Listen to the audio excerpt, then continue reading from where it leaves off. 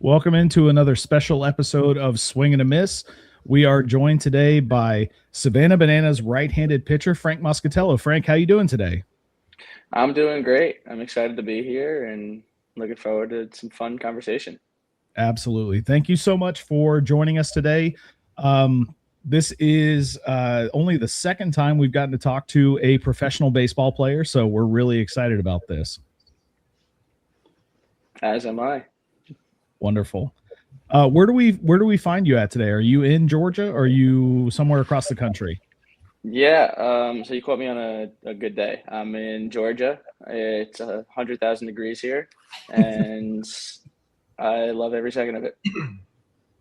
Now, we used to live in Atlanta, and when we moved to Minnesota, we got used to the colder climate. And then Hmm. when we went back to Atlanta to visit in July, a couple years after we moved, and we're like, oh yeah, we made the right choice.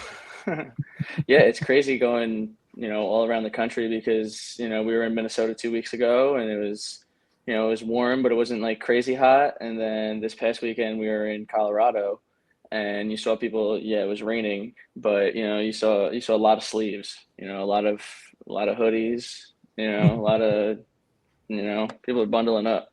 Yep. Well, I think Nels is going to kick us off tonight. So Nels, if you want to go right ahead, we'll dive right into this. Okay, Frank? Sounds good. Yeah, you spent, your entire baseball career kind of auditioning for the next level, right? So you're in high school, you're trying to get into college ball, you're in college ball, you're trying to get noticed by the pros, you're in independence, you're trying to get into affiliated baseball. Are you at a point now where you're kind of done auditioning and you're really set where you're at as a Savannah Banana? Um, well, if you're asking if I found somewhere that I enjoy being, the answer is yes. I love it Hmm. here and I would love to do this for the rest of my life, but I still feel like every day is an audition, because, Savannah Bananas are going to keep growing. We're going to become worldwide at some point. Um, and, everybody's going to want to join, so I have to make sure that I am just better than everybody else that's not here, in every way possible, whether it's the on the field performance, whether it's the off the field fan interactions, there's so much more that goes into, being a good banana ball player than just being a good professional baseball player because, all my career, from high school to pro ball, it's always been, judged based on, stats and how good are you at baseball, and it's still judged here. It's not Hmm. like these guys are really good baseball players. Close to everybody has come from pro ball or top D1 or some sort of like baseball background, and it's not just a walk in the park. If it was that easy, I'd have a 0 ERA and throw every weekend. I don't. These guys are ballers, and I actually think that this might be a little more difficult than pitching in pro ball, in other ways, because you have to worry about the entertainment aspect. You have to worry about the game clock. There's another stat that's called MPI, which is minutes per inning, that is super important here because we only have a 2 hour time limit. And, minutes per inning is just how quickly can you get 3 outs. You go into the game, play ball, they start the timer. And as soon as that third out is recorded, bang, timer off for your MPI. But, between innings, the game clock is still running, so technically we only have, if we have an hour's worth of entertainment, we only have an hour to play 9 innings, so that MPI is super important, and when you're a fan and you're told, all right, we're going to go watch 9 innings of baseball and we only get through seven, because the game clock ran out, then, fans aren't happy and neither is Jesse. So that's why MPI is super important. And, that's something that I struggled with at first. I think I'm getting the hang of it here in the second half. It's difficult, but, it's something that I worked on and I'm continuing to work on just to again, become a better banana ball pitcher, because it's not just based on strikeouts and, you Sure. know, that, you know, so there's other things that go into, you know, being a good banana baller. I want to touch on kind of what you just said. Um, how do you balance working on your, you know, standard pitching performance versus everything else that goes on to banana ball as far as the choreography, the fan interaction, Mhm. doing the skits, and even Mhm. just on game day, you guys are on your feet from 2, 3 hours before open, the Mhm. whole of the game on the field, and then Mhm. hanging out after. So even if you're not, you know, pitching more than an inning or two, your legs still need to be like fairly shot at the end of the day, right? Oh, absolutely. And it's crazy to think about, but the days that, so as a pitcher, before each game, we get a list of hot arms, you know, who's available to pitch that day. And I think more of my tiring days are the days when I'm not even on that list, when I don't even put my cleats on, because we are so fans first. Like, that's the name of the company, Fans First Entertainment. You know, my paychecks don't come from Banana Ball or Jesse Cole. It comes from Fans First Entertainment. And, you know, that is super important to this organization. And I love every second of it, because even in Pro Ball, I was a guy that interacted with fans. You know, in 2023, when I was playing Pro Ball in Canada, I was pitcher of the year, which was based on just performance alone. And then I was also community player of the year for the Quebec Capitals, you know, because I was very, you know, fans first, you know, when I didn't even know what fans first was, just because like that's just the type of person I am, you know. And so on a day that I'm not available to pitch, I'll be, you know, up in the stands in the 300 levels. You know, we do promotions where, you know, at the beginning of the game, we find a, you know, a fan and a like a little girl, and we give a rose to them. And it's like our love is in the air. One Less Lonely Girl plays by Justin Bieber. And, you know, all the players that aren't playing, they go into the stands and they, you know, walk around like they're looking for love. And, you know, we always find like a little sweet little girl and we give them a rose. And, you know, but someone's got to be up in the, you know, the 400 section, you know. So usually, because it takes a little longer to get there, they'll pick relief pitchers that aren't playing that day, or backups, you know. And I'm a guy where, you know, all the on-field promotion workers, like, I go up to them, hey, you need somebody to go to the roof, you know, tell me when, you know, you need me to go here, you need me to go there. Like, I'm just here to serve for my company, you know, and just to be fans first and, you know, just make people happy. You know, it's my job to not only pitch, but also follow the, you know, the fans first, you know, motto, and to help, you know, even on days where I don't pitch, I'm still a huge factor into the show, because, you know, the fans that are up in the roof section, you know, they don't get the best view, but, you know, and maybe they won't be able to get any autographs after the game because, you know, all the players are gone by the time they get down to the field, you know, and, or maybe they showed up late and they couldn't get to the signings pregame. So seeing a player that just appears, you know, in the 400 section, it's the reactions that you get from the fans, it's unbelievable. You know, like they act like you're like a ghost. You're like, oh my gosh, like, are you a player? Like, what are you doing up here? Like, you're supposed to be on the field, you know? And it's just, those are the fans first moments that we are trying to create, you know, because, you know, when, you know, if you show up to the game and you're in the roof, you're like, ah, like, this kind of stinks, you know. In any like sporting event or show, you know, you go to a concert and you're in the 700 section, it's like, oh, I mean, like, I got to put on, like, I got to stream the concert in order to hear this guy, you know? But in Banana Ball, it doesn't matter what section you're sitting in. We're going to create a fans first moment for everybody.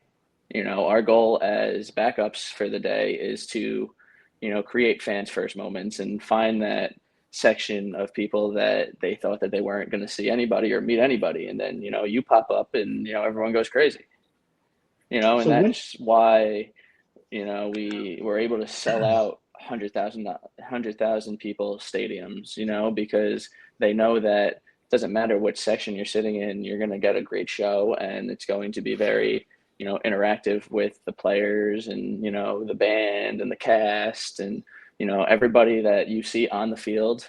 Usually you're going to see somebody that's dressed like them, you know, like you might not see the starting pitcher in the stands, you know, because, you know, they're busy and like, you know, but, you know, the next day, you know, they're going to be up there, you know, you're going to see the Bananas, you're going to see the band, you're going to see the other teams, you know, cast members, you know, you're going to see Princess Potassia up there, you know, Split's going to be up there, you know, everyone's walking around the stadium trying to make, you know, special moments for fans that, you know, don't get that first row or second row, you know, access. So kind of building on that, you guys get to work with a lot of cool celebrities a lot that come and join you. So like you were mentioning that you were just in Colorado. I was watching the videos of Kristen Bell, you know, singing down gals and stuff. How cool is it to be able to work with all of these like kind of random celebrities that just want to be a part of the show as well for you? Yeah, I mean, when Kristen Bell showed up, it was like, wow, like that's unbelievable, you know, and then hearing her sing and, you know, her and Derek Klena, you know, they put on a show that, you know, that's just, it was unbelievable. And just being a part of that to me was super, you know, it was such a blessing, and it was just super cool just because of, you know, how cool those people are. You know, Derek Klena, who's been on Broadway, and, you know, Kristen Bell, who's like, she's Kristen Bell. You know, she's an A-list celebrity. Do you guys get any heads up that a celebrity like that is going to be in the building that night? Yeah, so sometimes we'll get a little heads up, you know, like we're not allowed to like talk about it, and, you know, we always, you know, if it's like a big time celebrity, like for example, when we were in New Orleans and Drew Brees showed up, we were all in the clubhouse, and we're all sitting in there, you know, before the game, and Jesse Cole walks in. He's like, "Hey guys, you know, we got another guest here that wants to hang out. Drew Brees, come in here." And we're like, "Did you just say like Drew Brees?" Like, and that guy's like a legend, you know. And it's just every time we, you know, it's unbelievable, you know, the people that come to the games, and, you know, just it's so cool, you know, like being able to, you know, meet these people. And, you know, maybe I don't get to talk to or like personally meet every single one of them, you know, because sometimes I just don't want to bother them, and, you know, they got cameras all around them, and, you know, just professionalism, just not bothering them in their moments, you know. But, you know, I'll always have a picture of me background dancing for Kristen Bell, or who was the other, the dancer that came out when we were in Oregon. He came out, and I held him up and spun around, you know. I forget what his name is, and I feel so terrible like not knowing it, because it was like a big name guy. He was like a dancer. He was a dancer, and, you know, super cool, super nice guy, super talented. But, you know, that's another guy that I have a video of me holding his leg up while he's spinning around, you know, like I have a picture with Jabba Chamberlain, and, you know, a picture with Drew Brees, and it's just so many insanely, you know, respected people and insanely famous people, you know. It's a blessing, you know. It's super cool. And they're all super nice, and, you know, they even like come to us, and they're like, they thank us for allowing them to, you know, do what they do. And I'm like, really? Like, you know who you are? Like, like, this is an honor. So I assume there's quite a balance between what you're doing now in professional baseball versus what you expected to be doing in professional baseball. And how do you take a look at what young Frank wanted to do in pro baseball and balance it against with what you're doing currently? Hmm. So ever since I was younger, we had, worksheets and assignments growing up that said, what do you want to do when you grow older? And every time I said, I want to play for the New York Yankees, and I saw something recently, and it was from a player in this organization. I don't remember who it was, but it was responding to, because we get a lot of hate online, because people don't understand what we're actually trying to do. Our goal is to spread happiness, to spread joy, make people fall in love with the game of baseball, and just have everybody come together and just, be happy for a night, and just forget about work, forget about, everything else. Let's just bring happiness to the world. That's our goal. We're not claiming to be big leaguers. We're not claiming to be as good as big leaguers, because I've played with a ton of big leaguers and those guys are different. Those guys throw 100 miles an hour at the ball 7,000 feet, and they do it whenever they want, but that's not who we're comparing ourselves to. We're not comparing ourselves to anybody. We're just trying to do our own thing. Banana ball is a completely different thing. And, when we get hate, it's from people that don't understand what we are actually trying to do. And all these other leagues that are, trying to spread happiness, I think it's great. Spread happiness. We're going to focus on us, but if you're making people happy, I'm all for it. And back to the original question, I saw somebody respond and say, maybe I'm not doing what I wanted to do when I was younger. Maybe I'm not playing for the New York Yankees, but I got to play in Yankee Stadium in front of a sold out crowd.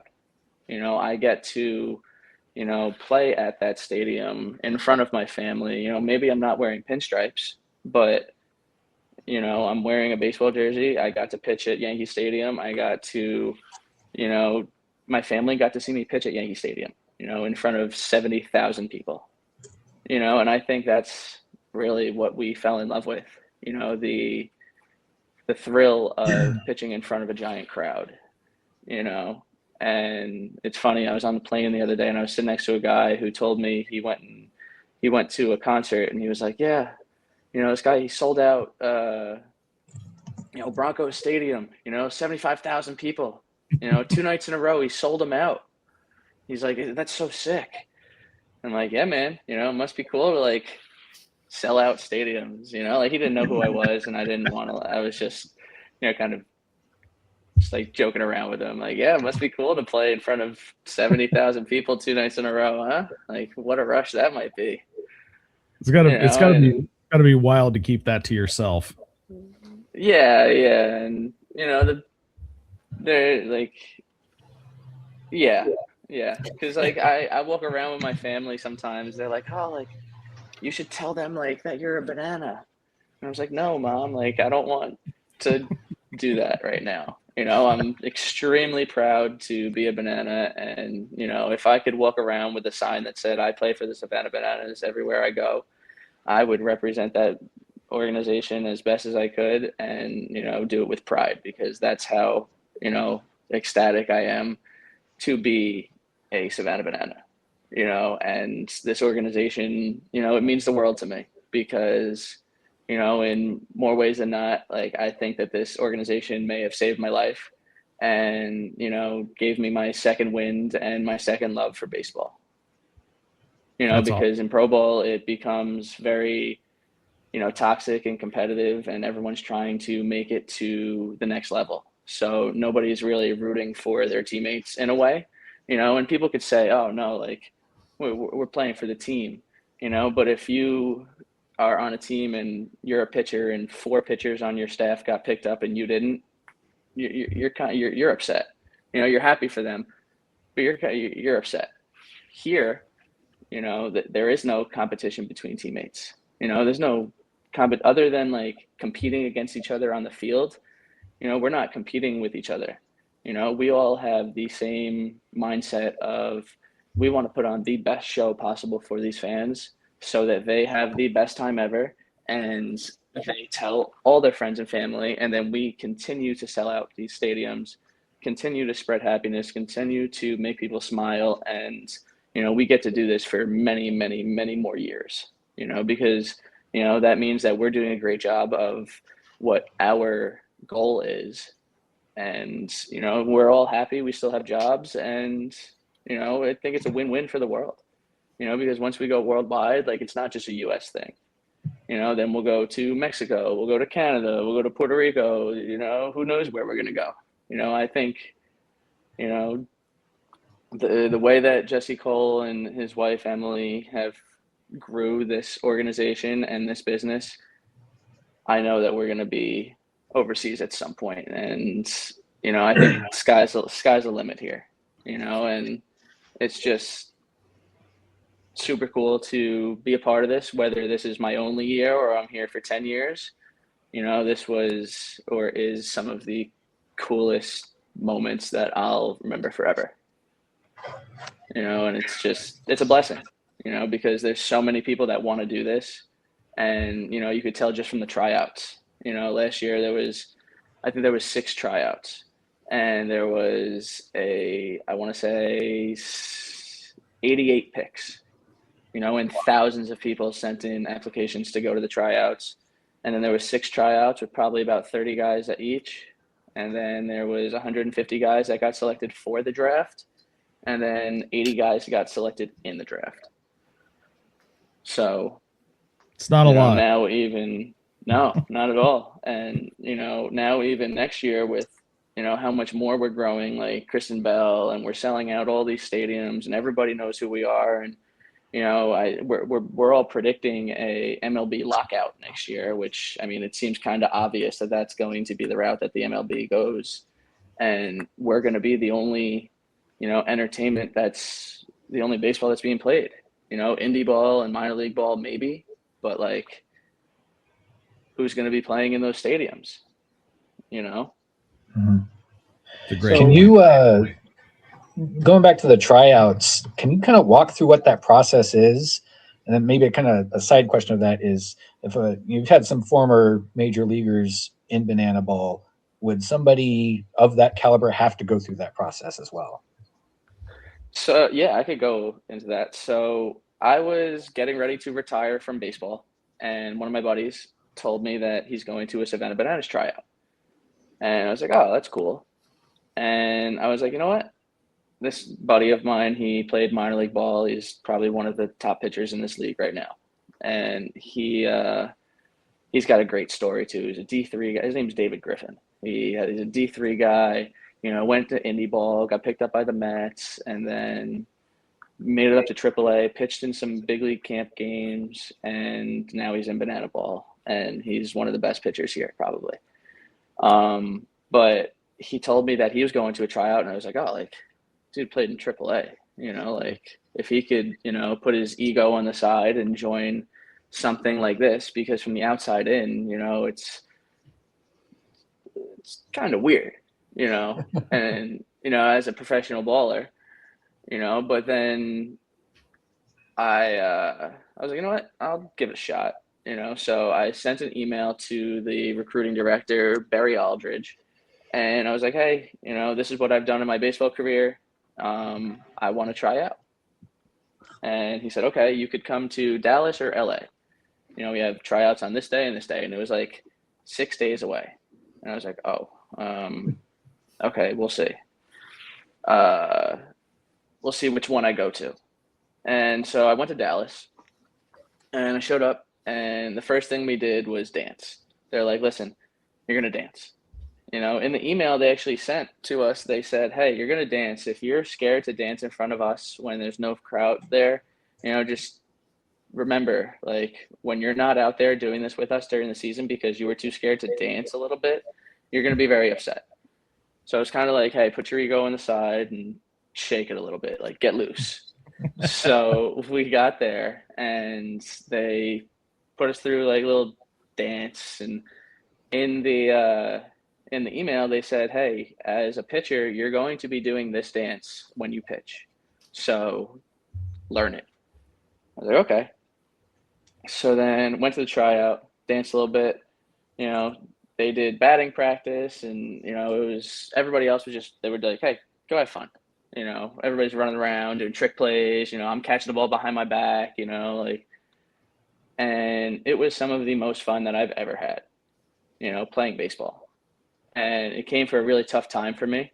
It was just, tough timing for me personally. And it helped me, forget about a lot of things, and just, it was some of the most fun I've had in a long time.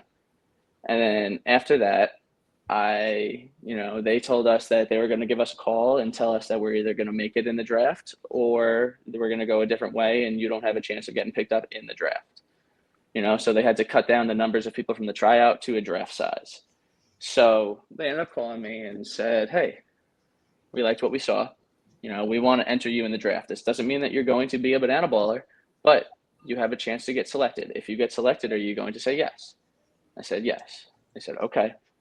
Wait for a couple emails. There's going to be a couple emails before the draft. And, if you get a phone call from some coaches, they might show some interest.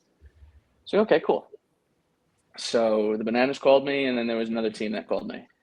And I was like, okay, so 2 teams are interested, but, still, they could have called every single player that was in the draft, so knowing how, big banana ball is, and, knowing that, pitching and talent alone isn't the only thing that means something in banana ball. I had no expectations. I had no idea if I was going to get picked up. I didn't know what they were looking for, because there were some people there that were wearing onesies, they were wearing like luchador outfits, everybody just dressed crazy. And I was wearing baseball clothes. I was wearing a Lululemon t-shirt, one of my winter ball hats that had a monkey on it, and just because it was fun. And I wore baseball pants and cleats, so the only thing that I had was a monkey on my hat, but that was like an actual team that I played for. So I went there and I just, I pitched. I faced 6 batters. I struck out 4 of them, and I got 2 pop-ups, and I hit somebody before he popped up. But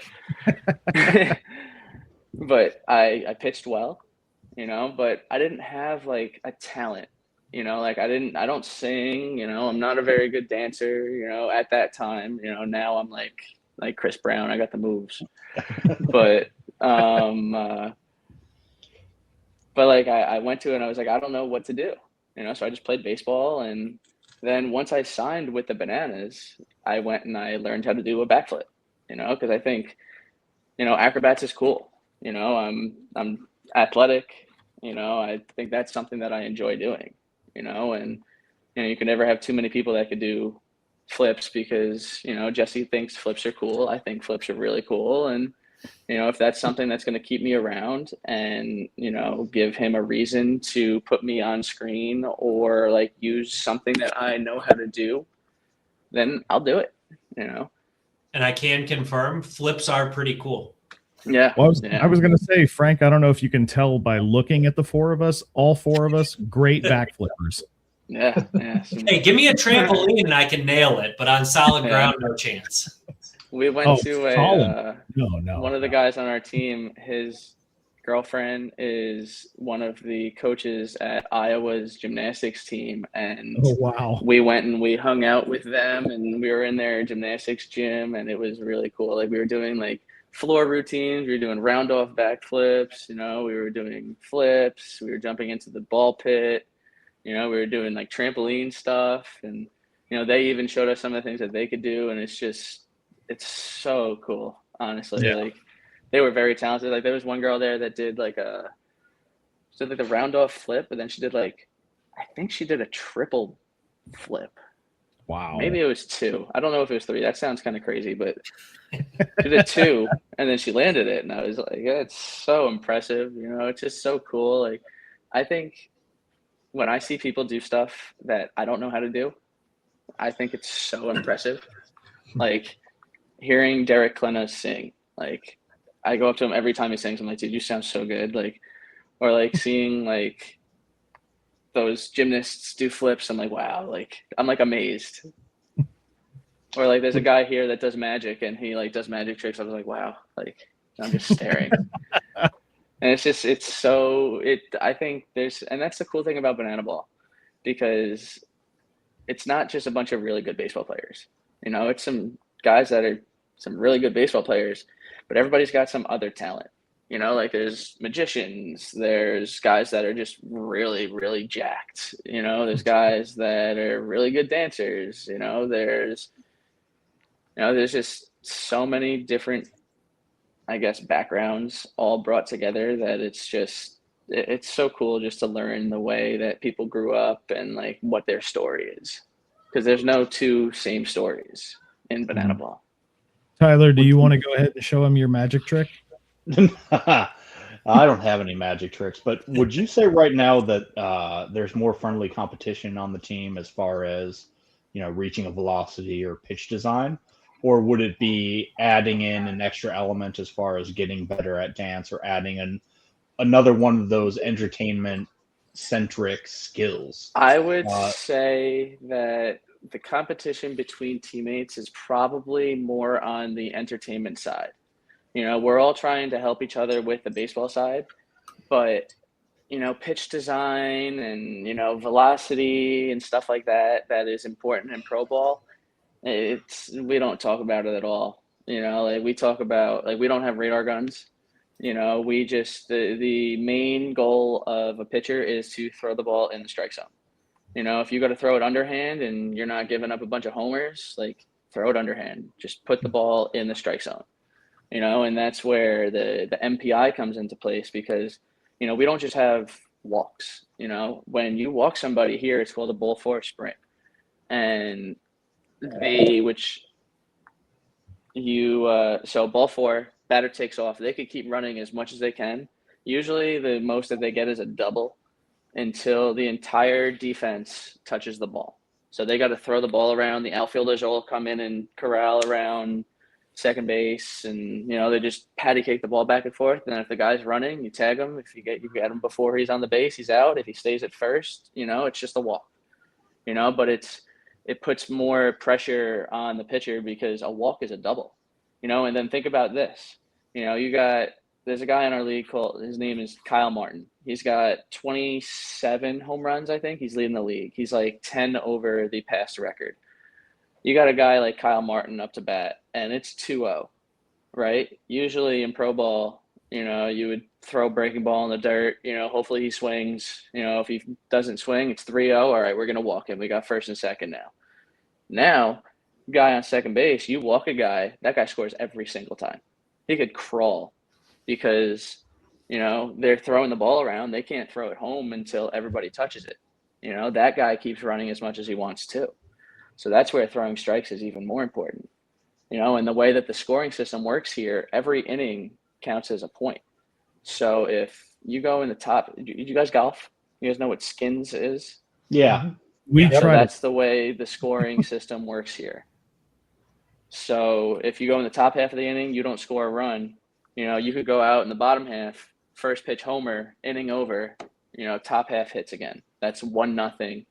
But also, if you go in the top half, you put up 7 runs, and then you go out and you give up 0 runs.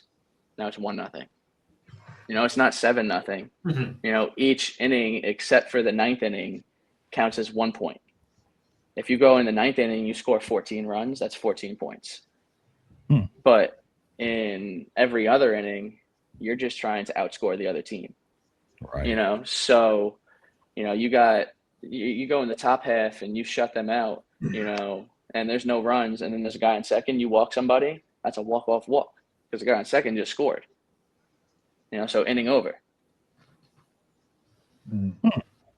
But it also helps players with pitch count, because you could go out and 3 innings in a row, give up a first pitch homer after not scoring in the top half, and then that's inning over. You just got 3 innings you lost 3 innings, but your pitch count, you only gained 3 pitches. Does that help your MPI too? So I'm not sure what the ruling is about the MPI and walk-off innings. I think it pauses, and then until you get that next out, if you got 2 outs and then you get walked off on, I think it pauses, and then until you get your next out, then it stops. But I could be completely wrong about that. I could be making that up, but that's what I think it is. Needless to say, you don't get walked off very much. Or we could just say, I don't know how MPI works. It Always sounds, something to learn. it sounds better the way Josh said it. I'd go with that one. You have a educational background. That's what you studied in college. At least that's what our crack research team brought to me here. Yes, I got a degree in education from birth to grade 6 with a focus in English and special ed. That's excellent. My wife is a teacher of that exact age range, so a lot of respect to learning that. Thank you. Have you been able to kind of meld that educational background and all that studying you did for that with banana ball and teaching that game out? Because you just went through, there's a lot of different rules, a lot of different ways it's played than traditional baseball. Have you been able to use that background, and has that been able to help you teach the game out? Yeah, absolutely. Because I mean, before I was here, I was a preschool teacher, so I feel like I've worked with kids my entire life. I almost feel like banana ball was created for me, because, I like to hang out with the kids. I could pitch kind of good, and, the off the field stuff for me is awesome. I go to all the children's hospitals. I volunteer for every, volunteer event. I like to give back, because not everybody is as fortunate as us. And we get to play a kid's game and get paid for it, and without the help of all these kids and fans, none of this is possible, because the second people stop showing up is the second when we all have to, go find something else to do, because then it's not as, it doesn't make sense, but yeah, I think that, working at the preschool and, my education background, it helps a lot, because you're around kids and like the entire time. And, it teaches, it really helped me know how to, I guess, not communicate, but like, I don't know, maneuver around, I guess, some stuff at the stadiums and like fans and stuff, it teaches us how to interact in certain ways, and the right things to say, and, at the right times. And, sometimes, you see a kid who's kind of shy, and you have to figure, and that's when those fans' first moments really come into play, because the kids, like, they look at us like we're superheroes, they get so starstruck, and I feel like I'm a nobody, especially around these guys, we'll go to, signings, and I'll be standing there, and people will run right past me to get to some of these other people, they'll look at me and they'll be like, excuse me, so which is fine, these guys, they all earned it, everybody started at a certain level, and, this is my first year, so I got to build up a fan base, which is okay. But, it's funny because you sometimes you meet a kid who's shy, sometimes you meet a kid who's nonverbal, like families will, I'll interact with a child, and, the parents will be like, oh, thank you, she's autistic, so this or that, and, I'll connect with them. I'll be like, oh, I studied special ed in college, I have, my dad's best friend's daughter is, is autistic, and, we see her very often, I interact with her all the time, and, it definitely taught me a lot, and it has benefited me a lot in this way. That's great. Or for this job. Yeah, that's awesome. I'm going to give you two options. You get two paths. So you get to either go and have an opportunity like Jackson Olsen just did by getting cast on Dancing with the Stars. Doesn't have to be Dancing in the Stars, but it's something like that. Okay. Or I can give you a 3-year career as a middle reliever on a pro ball team. Which one would you prefer? Wow, that's a great question. So essentially, baseball or entertainment. I mean, I've always been a baller. Baseball is my first love. If I get a chance to be a big leaguer, right now, if you told me, hey, I'll get you a contract to go to the big leagues, you know, it would be hard for me to give up what I'm doing right now. But I don't know what I would say because it's a very hard decision. But I absolutely love what I'm doing right now. I'd say if I could go play in the big leagues versus Dancing with the Stars, I'd probably say the big leagues. But It wouldn't have to be Dancing in the Stars. It would be your own Survivor. thing. It could be it could be like getting cast in a movie, or you know, being a part of a sitcom, or you know, yeah, I mean, whatever it would be. I love baseball, you know. So Okay. if I get to continue to play baseball, you know, I think I'm going to choose that. You know, Right. but like I said, this banana ball, I love this stuff. You know, I wouldn't want to give this up for anything. You know, and when everyone's career comes to an end at some point, and when my career comes to an end, I hope it's a long time from now. You know, but I hope that I was able to, you know, show my appreciation for banana ball and, you know, really connect with fans and like show them that, you know, I do appreciate them, and without them, none of this is possible. But that's just the impact that I want to make. I want to spread happiness. I want people to smile because, you know, the world is mean.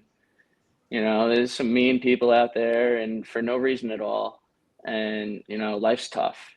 You know, people go through some dark times. You know, we've all been there. I've had my, you know, my bad times in my life, and I don't wish that upon anybody. And that's why I think that banana ball is such a great thing for the world. And it really upsets me when, you know, we get a lot of hate, you know, because the hate that we get isn't the hate that it isn't for the reasons why. Oh no. Man, right in the middle of a beautiful answer. I know. Uh-oh. Frank, you there? Well, I'll Oh, tell you dear. what, while we wait for him to potentially get back on, Tigers need some relief help. So if he's looking for one of those Here I am. goals, Okay. There we Sorry, are. Frank. You were in the I'm middle so of a sorry beautiful about that. answer, and we lost you. Yeah. Yeah. Yeah, I think the world is mean. You know, it's tough, and you know, it's just that's why banana ball is so great because we get to, you know, make people smile. And like I said before, like that's our job. You know, we're not trying to tell people that we're better than the major leagues. You know, we're not trying to be better baseball players than the major leaguers. You know, we're trying to make people happy. You know, that's all we're trying to do. I think that's a great answer. Cool. So, Frank, I'm just going to end with some rapid fire questions, if that's okay. Let's do it. All right. Frank, favorite band? Evanescence. ooh, nice. Amy Lee, amazing. Yeah. Favorite vacation? My winter ball opportunity in the Dominican Republic. Ooh, never been there. I went Love out it. to the Dominican Republic. I was there for 3 weeks. I got 0 appearances and I got released. So Oh, it was just a no. little vacation. Well, at least it was nice there, right? It was beautiful. I was at Yeah. Casa de Campos. If you've never heard of it, look it up. And I'll probably never be able to afford that place on my own. Drink of choice.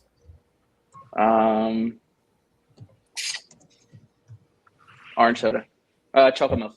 Boom. Ooh, chocolate milk. That's a good one. I don't like regular milk. I like chocolate milk, though. That's a good choice. Chocolate milk is the best. Favorite sitcom of all time? I don't know if I've ever watched. Is Friends a sitcom? Yes. Yeah. Yes. Okay, let's go Friends. All right, I like that. And favorite movie of all time? Favorite movie of all time.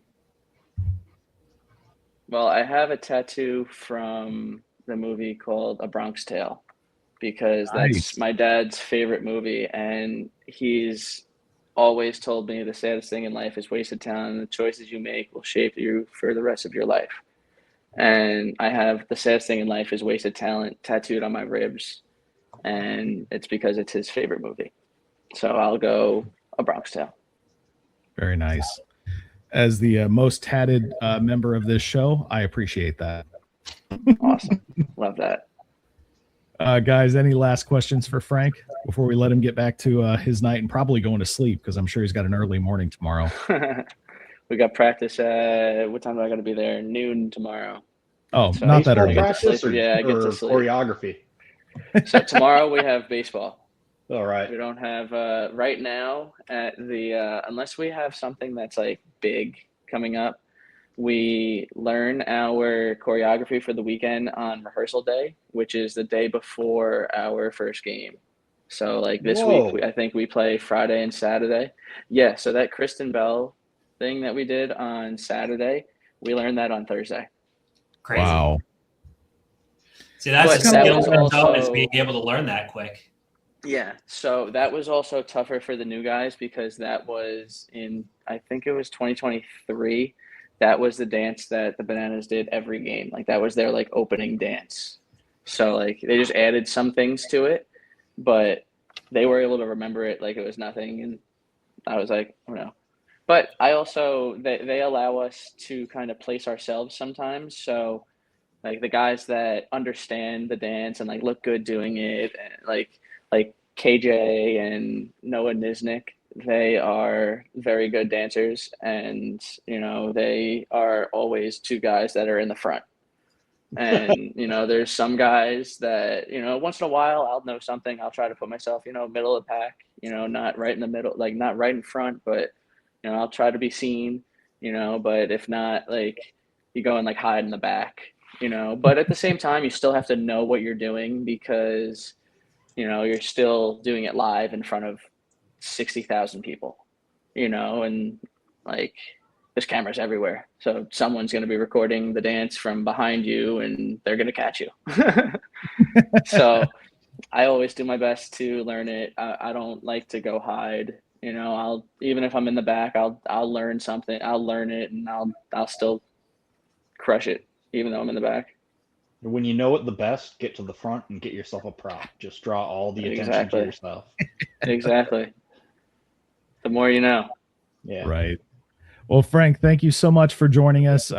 This has been an incredibly fun episode. We're learning a lot about banana ball as we continue to talk to people like you and Dakota that we had on a few days ago. Frank Moscatiello, right-handed pitcher for the Savannah Bananas. We can't thank you enough. Thank you so much. Thank you for having me. I had a great time. Thank you.